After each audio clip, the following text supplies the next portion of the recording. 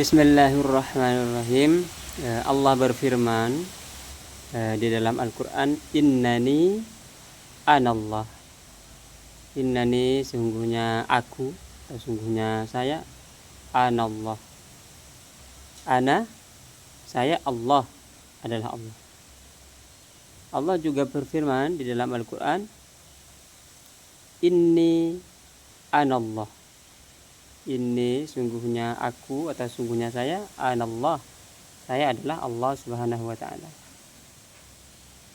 Ini lafal Allah itu Tuhan kita ini melafalkan atau memperkenalkan dirinya kepada Nabi Musa alaihissalam di dalam sebuah ayat, memperkenalkan dirinya, Innani anallah fa'budni wa aqimis sholata li dzikri. Itu lanjutan ayatnya. Innani anallah fa'budni, sungguhnya aku adalah Allah, fa'budni, maka sembahlah aku. Itu firman Allah. Wa aqimis sholata li dzikri, dan dirikanlah salat untuk mengingatku. Nah, di dalam ayat yang lain, Inni anallah rabbul alamin, sungguhnya saya adalah Allah rabbul alamin, Tuhan semesta alam. Ini adalah lafal dari Allah Subhanahu wa ta'ala. Ketika kita berkata Allah, apa arti makna nama Allah itu? Itu adalah nama yang menunjuk kepada zat, nama yang menunjuk kepada zat. Nah, zat ini di dalam hadis disebutkan tidak boleh kita itu memikirkan zatnya Allah. La tatafakkaru fi zatillah, jangan memikirkan zatnya Allah Subhanahu wa ta'ala. Tapi kita ini diperintahkan untuk memikirkan tafakkaru fi khalqillah, berfikirlah mengenai makhluk atau ciptaan-ciptaan Allah Subhanahu wa ta'ala. Jadi akal ini digunakan untuk memikirkan makhluk ini. Jadi akal untuk memikirkan makhluk. Lalu bagaimana dengan zat Allah Subhanahu wa ta'ala? Itu masuk pada tingkat namanya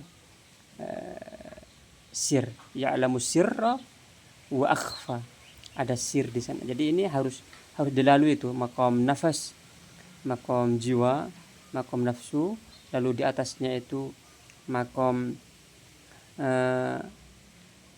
qalbu atau maqam hati, lalu setelahnya ada maqam ruh, lalu di atasnya ada maqam sir. Nah, di sini maqam sir. Lalu di mana maqam akal? Nah, maqam akal itu bisa kita taruh, misalnya nih, taruh di antara nafas dan hati. Jadi di sini kita taruhnya itu maqam memikirkan ciptaan Allah Subhanahu wa ta'ala, makhluknya Allah Subhanahu wa ta'ala.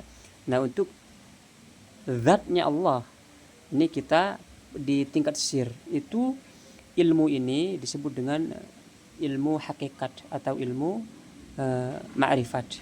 Itu cara mendapatkannya itu adalah dari transfer dari hati syekh ke hati murid. Sebagaimana misalnya dalam thariqah karya itu menyaksikan cahaya Allah, itu langsung anugerah dari syekh kepada muridnya. Pas masuk thariqah ini langsung mata hati Anda itu terbuka, seret, menyaksikan cahaya Allah. Itu tanpa belajar.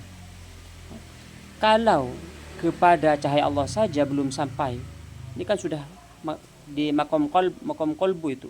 Tadi kan maqam nafas, maqam hati, maqam qalbu. Kalau ke maqam qalbu saja, maqam hati, menyaksikan cahaya Allah saja belum sampai, jangan kita mau menyentuh ke maqam sir ini, maqam bahrul zat, lautan zat atau bahrul haqiqah. Nah, kalau di dalam maqam zat ini, di dalam maqam sir itu bahasanya bahasa isyarat semua. Kalau kita sebut misalnya alam lahud atau alam jabarut, jangan bayangkan ini alam seperti ini, beda. Itu sudah di luar ruang dan waktu. Kalau masih terikat di ruang dan waktu, dia masih di sini nih, dia masih di makom nafas dan makom akal. Karena akal ini tentu bukan akal nanti sebenarnya macam-macam, tapi ini akal yang masuk ruang waktu itu adalah makom yang akal adalah akal yang muqayyad, al-aqlul muqayyad. Nanti ada tuh akal mutlak macam-macam. Nah, demikian bijai Allahumma shalli ala sayyidina Muhammad wa ala ali sayyidina Muhammad.